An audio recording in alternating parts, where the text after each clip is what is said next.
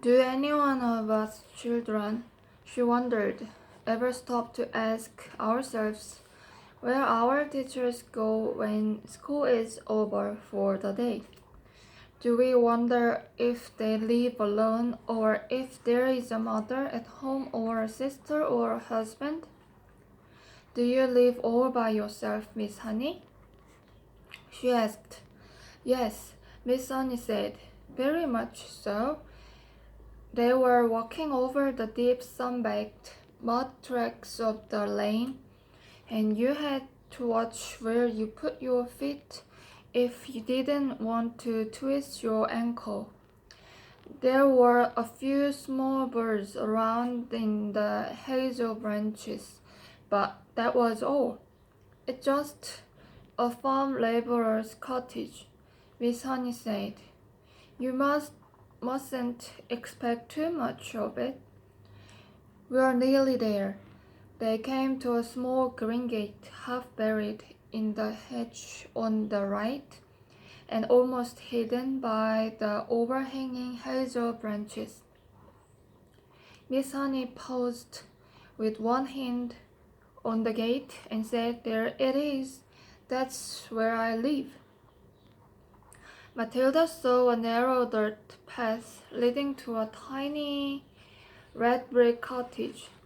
The cottage was so small it looked more like a doll's house than a human dwelling. The bricks it was built of were old and crumbly and very pale red. It had a gray slate roof and one small chimney, and there were two little windows at the front. Each window was no larger than a sheet of tabloid newspaper, and there was clearly no upstairs to the place. On either side of the path, there was a wilderness of nettles and blackberry thorns and long brown grass. An enormous oak tree stood, overshadowing the cottage. Its massive, spreading branches seemed to be enfolding and embracing the tiny building and perhaps hiding it as well from the rest of the world.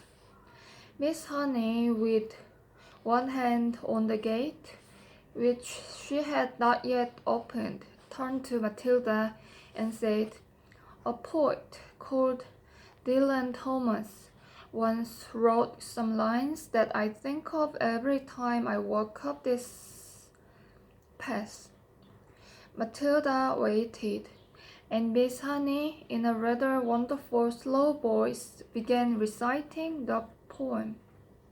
Never and never, my girl riding far and near, in the land of the Hearthstone tales, and spared asleep, fear or believe that the wolf in the sheep-white hood, loping and bleating roughly and bleachly, shall live, my dear, out of a lyre in the flocked lived in the dew-dipped here, to eat your heart in the house in the rosy wood.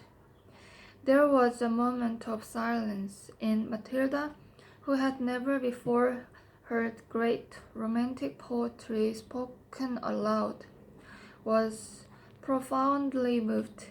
It's like music, she whispered. It is music, Miss Honey said, and then, as though impressed at having revealed such a secret part of herself, she quickly pushed open the gate and walked up the path. Matilda hung back. She was a bit frightened of this place now. It seemed so unreal and remote and fantastic, and so totally away from this earth. It was like an illustration in Grimm or Andersen. It was the house where the poor woodcutter lived with Hansel and Gretel, and where Red Riding Hood's grandmother lived, and it was also the house of the 7 dwarfs and the 3 bears and all the rest of them. It was straight out of a fairy tale. "Come along, my dear," Miss Sunny called back, and Matilda followed her up the path. The front door was covered with flaky green paint, and there was no keyhole. Miss Sunny simply lifted the latch and pushed open the door and went in.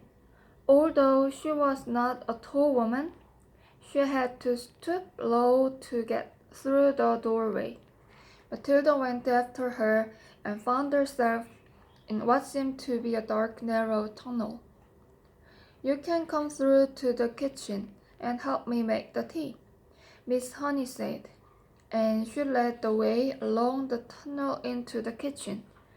That is, if you could call it a kitchen.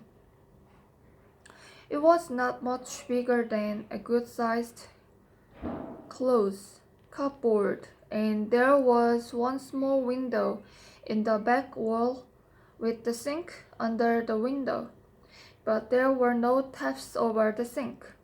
Against another wall there was a shelf, presumably for preparing food, and there was a single cupboard above the shelf. On the shelf itself there stood a Primus stove, a saucepan, and a half-full bottle of milk. A Primus is a little camping stove that you fill with paraffin and you light it at the top, and then you pump it to get pressure for the flame.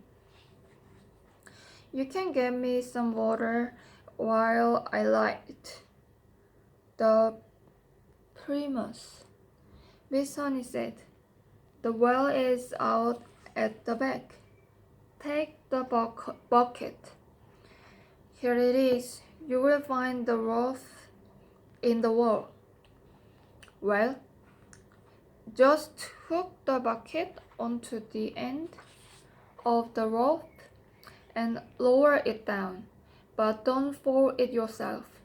Matilda, more bemused than ever now, took the bucket and carried it out into the back garden.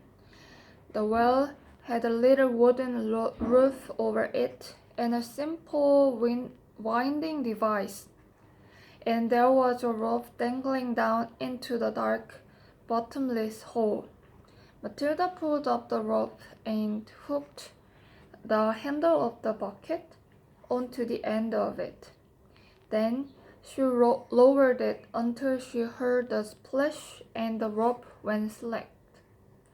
She pulled it up again, and lo and behold, there was water in the bucket. "Is this enough?" she asked, carrying it in. "Just about," Miss Honey said. "I don't suppose you've ever done that before." "Never," Matilda said. "It's fun. How do you get enough water for your bath?" "I don't take a bath," Miss Honey said. "I wash standing up.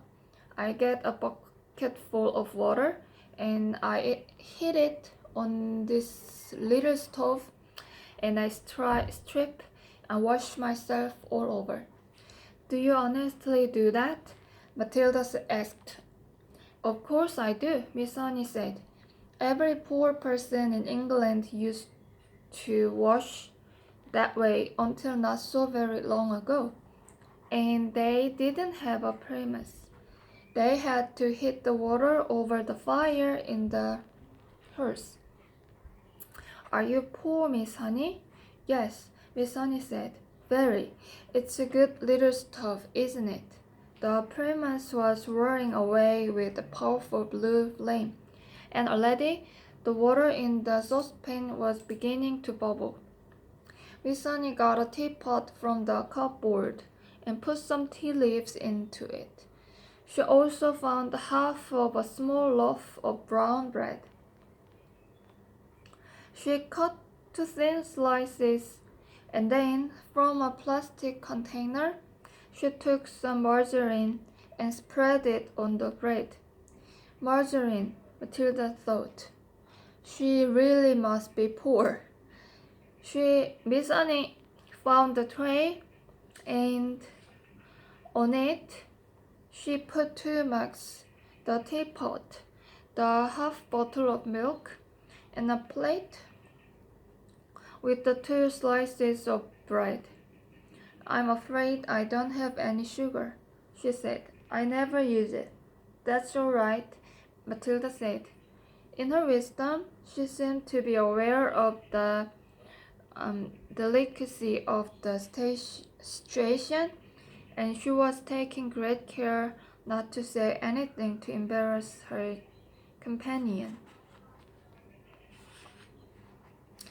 Let's have it in the sitting room, Miss Sunny said, picking up the tray and leading the way out of the kitchen and down the dark little tunnel into the room at the front.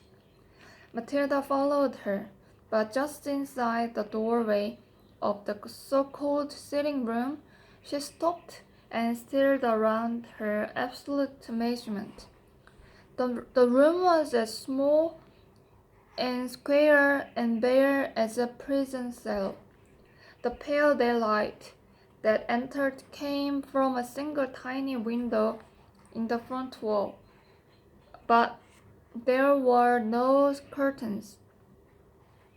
The only objects in the entire room were 2 upturned wooden boxes to serve as chairs, and a third box between them for a table.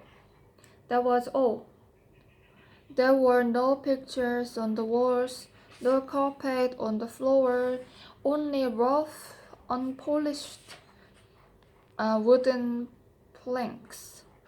And there were gaps between the planks where dust and bits of grime had gathered.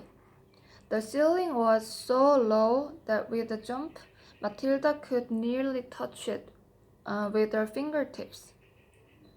The walls were white, but the whiteness didn't look like paint.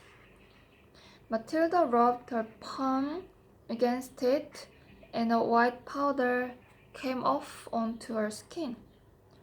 It was whitewash, the cheap stuff that is used in coaches and stable and hen houses.